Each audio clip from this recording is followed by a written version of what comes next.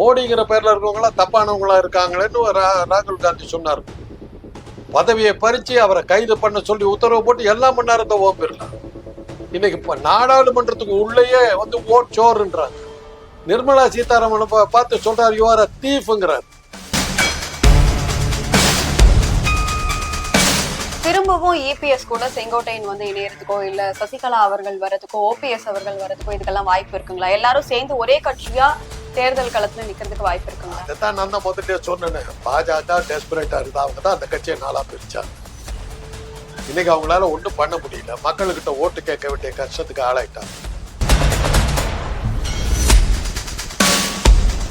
எங்க ஒரு இடத்துல கொடியை காட்டு தவேக்கா கொடியை இன்னும் வந்து லோகோ தயார் பண்ணிட்டு இருக்காரு. இன்னும் டிசைன் போஸ்டர் அடிக்கிறதுலயே டைம் ஓட்டிக்கிட்டு இருந்தா எப்போ கொள்கையை சொல்ல போறீங்க, எப்போ கட்சியை நடத்த போறீங்க? எவனோ கல்யாணம் பண்ணி ஜாலியா இருக்கிறதுக்கு நான் ஏமா புரோகிதம் பண்ணிட்டு இருக்கணும்? அவன் கட்சியை எப்படி நடத்தணும் அவன் தான் நடத்தணும். அவங்க கோடி கணக்கில் சம்பாதிக்கும், எனக்கு அது கொடுக்க போறாங்க. விஜய் விட இன்னும் ஒரு பிரபலமான நடிகர் யாரோ ஒருத்தர் கட்சி ஆரம்பிச்சார், நம்ம போலாங்க. சிவகார்த்திகை கட்சி ஆரம்பிச்சார், என்ன பண்ணும்? இதே கூட்டம் தான் வந்து சிவகார்த்திகை வந்திருக்காரு, விஜய்க்கு ஆபத்து வருமானு நீங்க கேட்டுக்கிட்டு போய் நான் பதில் சொல்லிட்டு.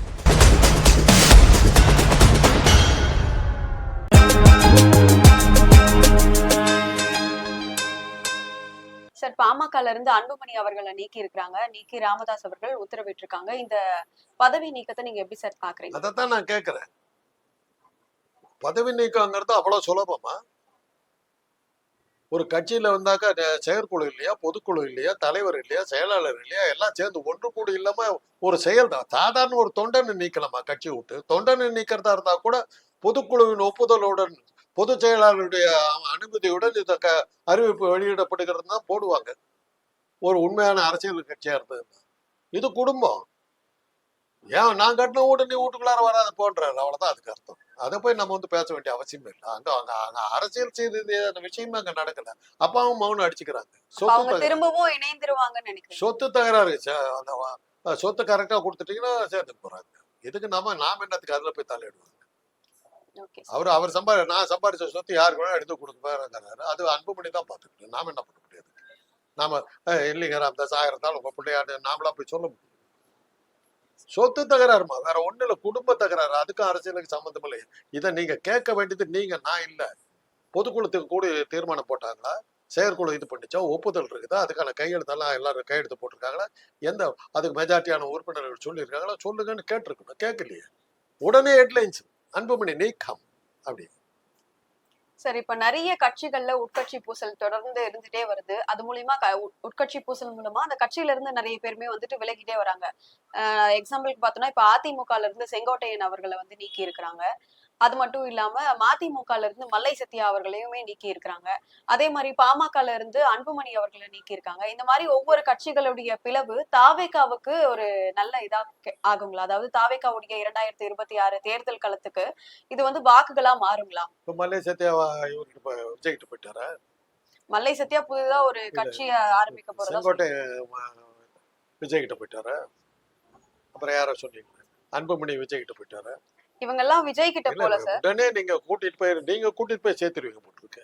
இந்த மாதிரி கட்சிகள்ல வர பிளவுகள் அடுத்தடுத்து இந்த மாதிரி நிறைய பிளவுகள் வரும்போது மக்களுமே இந்த கட்சியில வந்து நிறைய பிரச்சனை இருக்கு, சோ நம்ம வந்து மாற்று அரசியலை தேர்ந்தெடுப்போம், மாற்று கட்சிக்கு வாக்களிப்போம் அப்படின்னு சொல்லிட்டு தாவேகாவுக்கு வாக்களிக்கிறதுக்கான வாய்ப்புகள் இருக்குங்க. அது ஏன் தாவேகாவுக்கு போடணும்? மாற்று கட்சிக்கு போட்டது பாட்டாளி மக்கள் கட்சிக்கு போடலாமே. பாட்டாளி மக்கள் கட்சியில இருந்து இவர்கிட்ட இருந்து பிரசாந்த் கிஷோர் போயிட்டாரு. கட்சி ஆரம்பிச்சு 6 மாதத்துல ஒரு ஆள் வெளி போட்டுச்சு.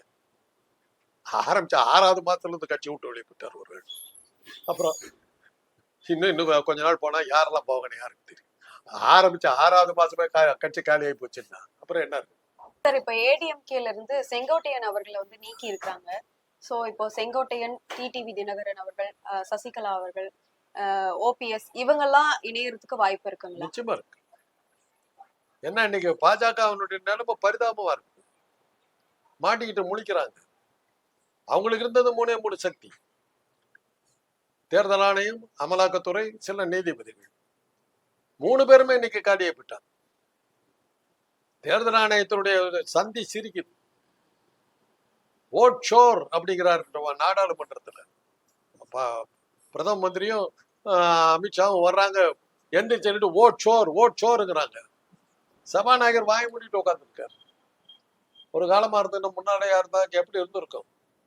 மோடிங்கிற பேர்ல இருக்கவங்களா தப்பானவங்களா இருக்காங்களேன்னு ராகுல் காந்தி சொன்னார். பதவியை பறிச்சு அவரை கைது பண்ண சொல்லி உத்தரவு போட்டு எல்லாம் பண்ணாரத்தை ஓம் பெறலாம். இன்னைக்கு இப்ப நாடாளுமன்றத்துக்கு உள்ளேயே வந்து ஓட் சோறுன்றாங்க. நிர்மலா சீதாராமன் பார்த்து சொல்றாரு, யூ ஆர் அ தீஃப்ங்கிறார். அந்தம்மா மூக்கு அடிச்சுக்கிட்டு உட்காந்துக்கிட்டு என்ன பண்றது தெரியாது. யூ ஆர் அ தீஃப்ங்கிறார். பார்லிமெண்ட்ல பேசாம பார்த்துக்கிட்டு இருக்காரு. அந்த அளவுக்கு அவங்க பேச முடியல, பதில் சொல்ல முடியல. அந்த அளவுக்கு மக்களை பார்த்து ஓட்டு கேட்க வேண்டிய கட்டாயத்துக்கு ஆளாயிட்டாங்க. இன்னைக்கு ஒரு தேர்தல் ஆணையத்தை வச்சுக்கிட்டு வேணுங்கிற ரிசல்ட்டை போட்டுக்கிட்டு இருந்தாங்க. அது நின்று போச்சு, மாட்டிக்கிட்டாங்க. அமலாக்கத்துறையினுடைய சிறகுகள் வெட்டப்பட்டு விட்டன. ரெய்டு போக முடியல எங்கேயும். அதுக்கு என்ன உதாரணம்னாக்கா, சசிகலா வந்து செங்கோட்டையனுக்கு ஆதரவா அறிக்கை விட்டாங்க. சசிகலா வர்றத அமித்ஷா விரும்பல. உடனடியாக சிபிஐ விட்டு வழக்கு தான் பதிவு பண்றாரு. முன்ன காலமா இருந்தா என்ன இருக்கும்? அடுத்த நிமிஷம் ரெய்டு போயிருக்கும். போக முடியல. செங்கோட்டையன் வந்து அமித்ஷாவை போய் பார்த்துட்டு வந்திருக்காங்க சார். மத்திய அரசுல இருக்கிற ஒரு கட்சியை நம்ம போயிட்டு பார்க்கணும் அப்படின்னும் போது மாநில அரசு கிட்ட அதுக்கான பெர்மிஷன் எல்லாம் வாங்கிட்டு தான் போனோம் அப்படின்ற மாதிரி சொல்றாங்க. அதாவது இப்ப பிஜேபி வந்து அவங்க போய் பார்த்திருக்காங்க. இங்க இருந்து அவங்க வந்து நயினார் நாகேந்திரன் கிட்ட பெர்மிஷன் கேட்டுட்டு போகணும் அப்படின்ற மாதிரி சொல்றாங்க. பட் நயினார் நாகேந்திரன் கிட்டயுமே சொல்லாம உட்கட்சிக்குள்ளேயும் அந்த மாதிரி எந்த ஒரு இதுவுமே பேசாம போயிட்டு பார்த்துட்டு வந்திருக்காங்க. இதை நீங்க எப்படி சார் பாக்குறீங்க? அது எல்லா கட்சியிலும் சொல்லுவாங்க. அதை நீங்க தலைவர்கள் எல்லாம் மீட்டிங் கூப்பிட்டுருக்கேன்னு வச்சுக்கோங்க, நீங்க நேரடியா போய் கூப்பிட முடியாது. நான் அந்த மாதிரி மாட்டிக்கிட்டு இருக்கேன். ஒரு தடவை இவரு ஸ்டாலின் அவர்களை தான் ஒரு நிகழ்ச்சிக்கு நான் கூப்பிட்டேன். அவரு சரின்ட்டார். எனக்கு அந்த ஃபார்மாலிட்டி, நம்ம அரசியல்ல இருந்தாலும் எனக்கு இந்த ஃபார்மாலிட்டி தெரியாது. அவர் அந்த நிகழ்ச்சிக்கு வரும்போது அந்த வட்ட செயலாளர் வந்து நின்ட்டாரு. என்னுடைய அனுமதி இல்லாம நீங்க எப்படி வரலான்ட்டார். எனக்கு ஒண்ணுமே புரியல. நான் இது எப்ப நான் நடத்துறது தனிப்பட்ட நிகழ்ச்சி, இதுல அவர் வரத்துக்கு நீங்க இது கேட்டீங்கன்னா என்ன அர்த்தம்? நான் பாட்டுக்கு முழிக்கிறேன். அப்புறம் உடனே ஸ்டாலின் வந்து சமாதானப்படுத்தி சரி விடுங்க அப்படின்ட்டார். அப்புறம் தான் நான் சொன்னேன், சத்தியமா எனக்கு தெரியாதுப்பா அப்படின்னு. அப்புறம் அவர் ஒரு எம்எல்ஏ வருது, எனக்கு நண்பர் தான். அது சொன்னோன்னு அவர் கொஞ்சம் இதாயிட்டார். ஏன்னா அப்ப எங்க அண்ணன் வந்து அமைச்சரா இருக்காரு, அமைச்சருடைய தம்பி நான். அதுவே அவருக்கு சரியா தெரியல. அப்புறம் தான் பயந்துட்டார். ஏதோ ஏடா கூடவா பேசிட்டோம். இருந்தாலும் அந்த முறைன்னு ஒண்ணு இருக்குது. ஒரு தலைவர் நீங்க கூப்பிடும்போது அந்த லோக்கல்ல இருக்கிற அந்த கட்சியை சேர்ந்தவங்க கிட்ட நீங்க அனுமதி வாங்கணுங்கிறதெல்லாம் இருக்குது. இதெல்லாம் வந்து பெருசுப்படுத்த முடியாது. இதெல்லாம் வந்து செய்திகள். நயினார் நாகேந்திரன் வந்து ஒரு லோக்கல் தலைவராக இருக்கிற செய்தி இது மூலமா நமக்கு தெரிய வருது. பாஜகவை பார்க்கணுன்னாக்கா இவர்கிட்ட கேட்கணும் அப்படிங்கிற மாதிரி பாஜகவிலேயும் சில இதெல்லாம் வரைமுறைகள்லாம் இருக்குதுங்கிறது தெரியுது. தாந்தோணித்தனமா நடக்கல, அவங்களும் ஒரு அமைப்பு ரீதியா நடக்கிறாங்க அப்படிங்கிறதுக்கு இது ஒரு ஆதாரம் வச்சுக்கலாம். திரும்பவும் இபிஎஸ் கூட செங்கோட்டையன் வந்து இணையறதுக்கோ இல்ல சசிகலா அவர்கள் வரதுக்கோ ஓபிஎஸ் அவர்கள் வரதுக்கோ இதுக்கெல்லாம் வாய்ப்பு இருக்குங்களா? எல்லாரும் சேர்ந்து ஒரே கட்சியா தேர்தல் களத்துல நிக்கிறதுக்கு வாய்ப்பு இருக்குங்களா? அதைத்தான் நான் தான் முதல்ல சொன்னேன். பாஜக டெஸ்பரேட்டா இருக்குது. அவங்க தான் அந்த கட்சியை நாளா பிரிச்சாங்க. இன்னைக்கு அவங்களால ஒண்ணும் பண்ண முடியல. மக்கள்கிட்ட ஓட்டு கேட்க வேண்டிய கஷ்டத்துக்கு ஆளாயிட்டாங்க.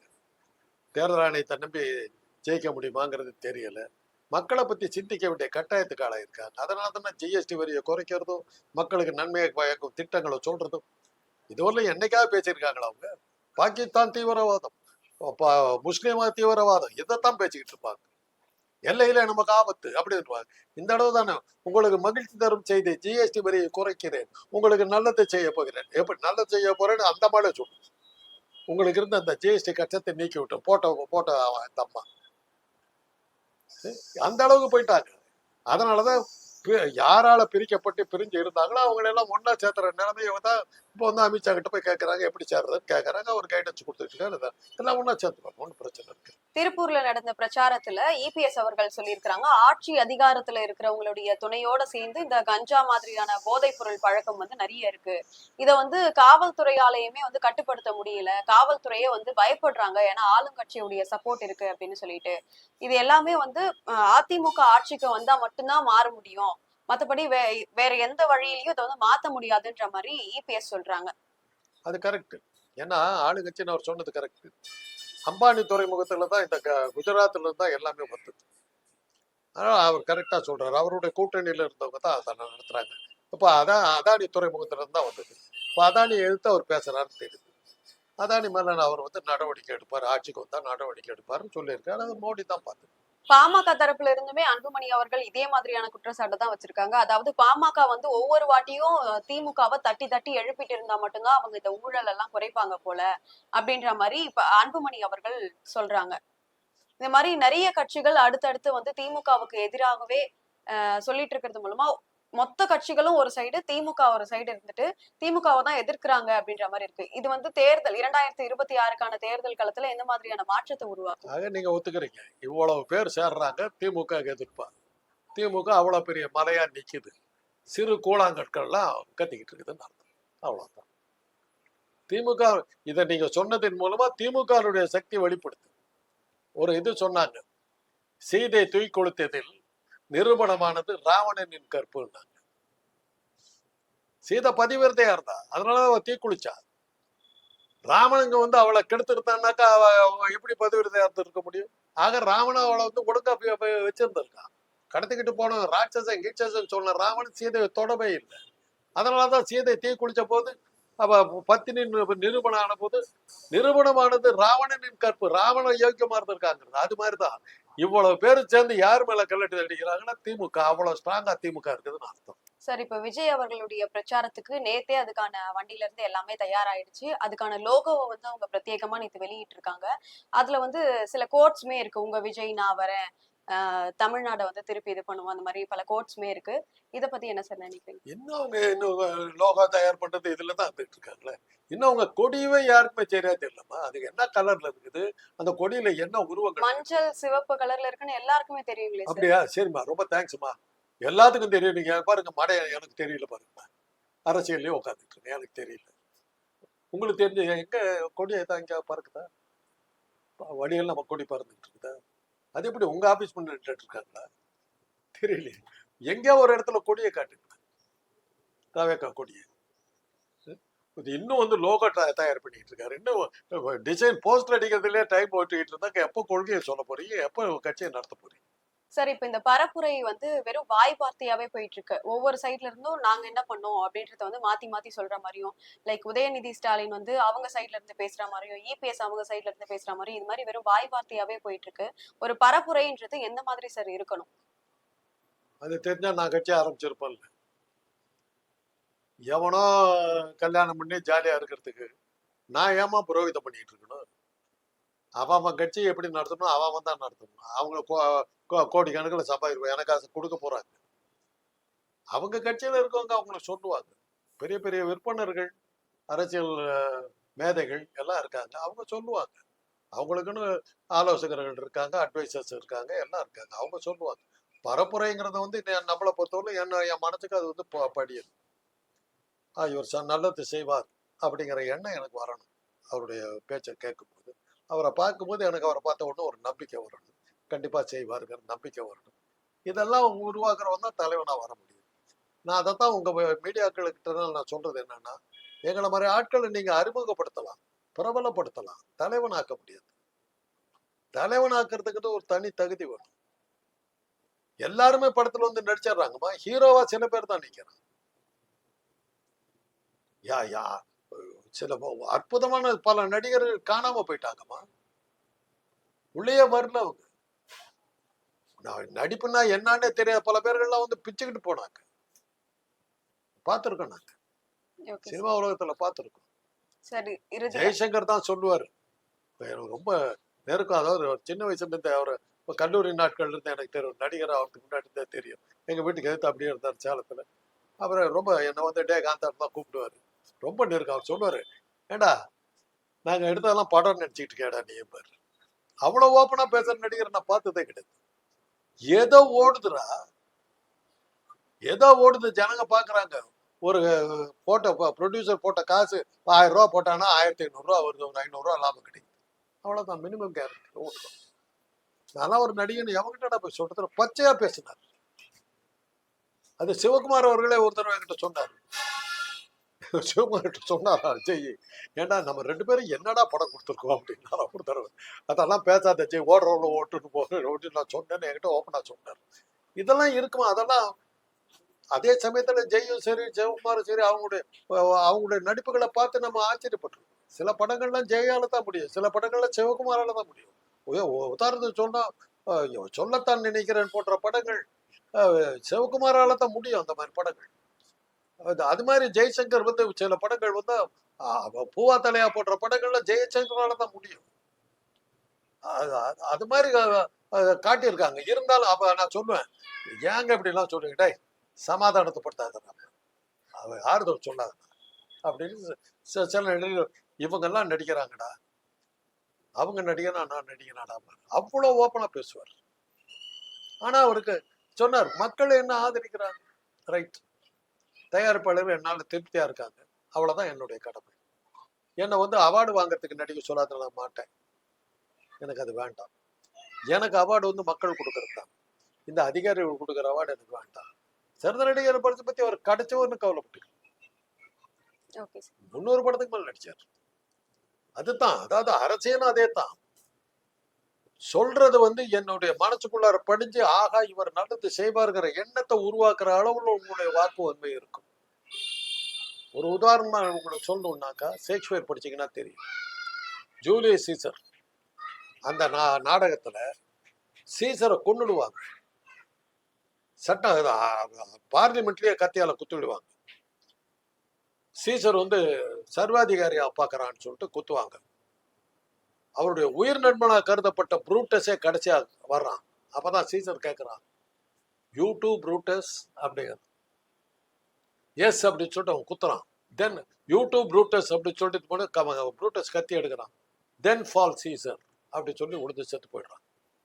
அவன் பாடியை எடுத்துக்கிட்டு வந்து, சீசருடைய உடலை எடுத்துக்கிட்டு வந்து வெளியில வச்சு மக்கள் முன்னாடி ஆண்டனி நிற்கிறான். Friends, Roman countrymen, I came to bury Caesar not to praise ஹிம்னு ஆரம்பிக்கிறான். 10 நிமிஷம் பேசுறான். ஆயிரக்கணக்கான பேர் நிற்கிறாங்க. சீசரை கொண்டது ரைட்டுன்னு சொல்லி வந்து நின்ன கூட்டத்தை 10 நிமிஷம் பேசி, கொண்டவங்களாம் துரோகின்னு சொல்லி அந்த மக்களை அப்படியே தேச திருப்பி அவங்க பார்லிமெண்ட்டுக்குள்ளார போய் யாரெல்லாம் சீசரை கொண்டாங்களோ அவங்கள மக்களை அடிச்சு கொண்டாங்க. இன்னைக்கு ஒரு அரசியல்ல எப்படி பேசணுங்கிறதுக்கு அது ஒரு இதா இருக்கு. Antony speech in Julius Caesar தனி டாபிக். அரசியல் கத்துக்க வேண்டும் நினைக்கிறவன் அதை படிக்கணும். Antony speech. அதே மாதிரி பிக்விக் பேப்பர்ஸ்ன்னு ஒண்ணு இருக்குது, சார்ல்ஸ் டிக்கன்ஸ் எழுதுனது. அரசியல்ல வந்து தேர்தலில் எப்படியெல்லாம் ஃப்ராட் பண்ணலாம்னு சொல்லி 200 வருஷத்துக்கு முன்னாடி எழுதியிருப்பார். எப்படி மக்களை அட்ராக்ட் பண்றதுன்னு எழுதியிருப்பார். அதெல்லாம் படிக்கணும். படிச்சு அதெல்லாம் பேஸ் பண்ணணும். இதெல்லாம் நான் சொல்றேன். சொலல் வல்லன் சோர்விலன் அஞ்சான் அவனை இகழ்வல்லல் யாருக்கும் அரிதுங்கிறார் வள்ளுவர். வள்ளுவர் தெரியும் இல்லையா? தெரியும் சார். என்ன வச்சே இங்கிலீஷா சொல்லிட்டு வந்தேன், தமிழ்ல சொல்லணுங்கிறதுக்காக சொன்னேன். சொலல் வல்லன் சோர்விலன் அஞ்சான். பேச்சில திறமை இருக்கணும், சோர்வு இல்லாம வேலை செய்யணும், யாருக்கும் பயப்பட மாட்டான். அவனை இகழ்வல்லல் யாருக்கும் அரிது. இந்த உலகத்துல யாராலும் அவனை ஜெயிக்க முடியாது. சொலல் வல்லன் சோர்விலன் அஞ்சான் அவனை இகழ்வல்லல் யாருக்கும் அரிது. விஜய்க்கு சொல்லுங்க, அரசியல் கட்சி தலைவர்கள் சொல்லுங்க. Okay sir. சார் 2026க்கான தேர்தல் களம் என்ன மாதிரி சார் இருக்க போகுது? இப்ப அன்னைக்கு ஏதாவது வந்ததுன்னா ஒரு பகல்காம் தீவிர தாக்குதல் ஒன்று நடக்காதுன்னு யாருக்கு தெரியும்? அதை நடத்தி தான் மாட்டிக்கிட்டாங்க. எல்லாம் பேக் ஃபயர் ஆகிப்போச்சு, எல்லாம் பூராமே மாட்டிக்கிட்டாங்க. அது மாதிரி ஏதாவது ஒரு அன்னைக்கு உலகத்துல என்ன இருக்குன்னு தெரியல. இப்போ வந்து சைனாவில் வந்து ஒரு ஊர்வலம் போறாங்க. சைனீஸ் ஜின்பிங்கு, புட்டின்னு, கொரியா நார்த் கொரியா பிரசிடென்ட் 3 பேர் சேர்ந்து பெரிய ஆர்மி பரேட் ஒன்று நடத்துறாங்க. அமெரிக்கா கொடுத்த எச்சரிக்கை. 3 பேரும் அமெரிக்கா எதிர்க்கு. அமெரிக்கா அதை பார்த்துட்டு நம்மளை பார்த்து ஒரு கேள்வி கேட்கும், நீ அவங்களோட சரியா என்னோட சரியான்னு கேட்டு, அந்த நேரத்துல இந்த புண்ணியாத்மா ஏதா பண்ணி வச்சாருன்னு அவங்க ஏற்கனவே ஒரு இடத்துல போய் ரகலை பண்ணிட்டு தான் அவங்க திருப்பூர்ல 3000 கோடி ஒரு வழி பண்ணி விட்டீங்க. 50% வரைய வட்டியை போட்டு முடிச்சு விட்டாங்க. வர்த்தகம் போயிடுச்சு. அதே மாதிரி அந்த தேர்தல் நேரத்துல என்ன நடக்குதுன்னு யாரு இது ஒரு உலகத்தை வந்ததுன்னு வச்சுக்க, தேர்தல் நடக்குமா தெரியுமா? இல்ல இந்த முறைதான் அந்த நேரத்துல எலெக்ஷன்ல நடக்குமா? இவ்வளவு கேள்விகள் இருக்குது. நிமிஷத்துக்கு நிமிஷமா இருக்குமா? விஜய் விட இன்னும் ஒரு பிரபலமான நடிகர் யாரோ ஒருத்தர் வந்து கட்சி ஆரம்பிச்சாருன்னா போலாம்ல. சிவகார்த்திகேயன் கட்சி ஆரம்பிச்சாருன்னு வச்சு, என்ன பண்ணுவீங்க? இதே கூட்டம் தான் வந்து சிவகார்த்திகேயன் வந்திருக்காரு, விஜய்க்கு ஆபத்து வருமான்னு நீங்க கேட்டுக்கிட்டு இருப்ப, நான் பதில் சொல்லிட்டு இருப்பேன். ஏன்னா நாம அப்படியே தான் இருக்க போறோம், நமக்கு ஒன்றும் ஆக போறது இல்லை. சார் ரொம்ப நேரமா எங்களுடைய எல்லா கேள்விகளுக்கும் ரொம்பவே தெளிவான விளக்கங்களை கொடுத்துட்டு இருந்தீங்க. நன்றி சார்.